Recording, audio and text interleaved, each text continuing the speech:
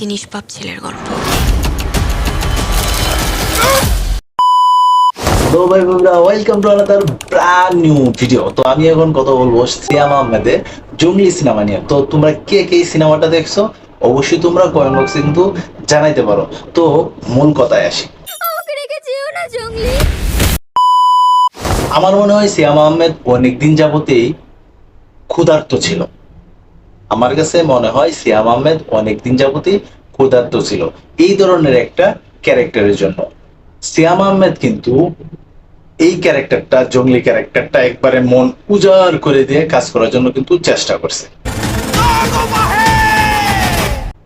আমরা অনেকেই জানি যে দিঘিরে নিয়ে কিন্তু এখানে বহুত আলোচনা বা সমালোচনা অনেক হয়, কিন্তু দিঘিও কিন্তু একটা পারফেক্ট একটা ক্যারেক্টার কিন্তু এতদিন পরে খুঁজে পাইছে। আমার কাছে মনে হয়েছে যে হ্যাঁ, দিঘি এইবার না হয় ঠিক আছে কোনো একটা মানসম্মত একটা সিনেমাতে অভিনয় করছে এবং তার অভিনয় কিন্তু বেশ প্রশংসা কুড়াইছে।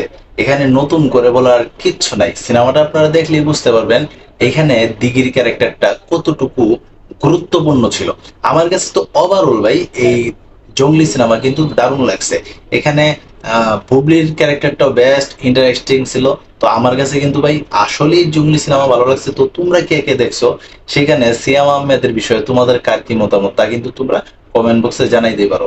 আমার কাছে এই সিয়াম আহমেদের জঙ্গলি সিনেমা দেখার পরে মনে হয়েছে যে সেই পুরামন ট্যুর পরে আমি কোনো পারফেক্ট একটা ক্যারেক্টারে আমি সিয়াম আহমেদরে দেখলাম।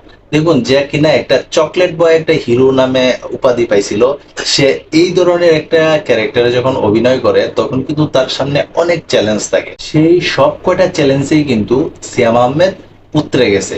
তো যাই হোক, আমার কাছে তো ভাই সিনেমাটা ভালো লাগছে। তোমাদের কাছে কেমন লাগছে তোমরা কিন্তু কমেন্ট বক্সে জানাতে পারো।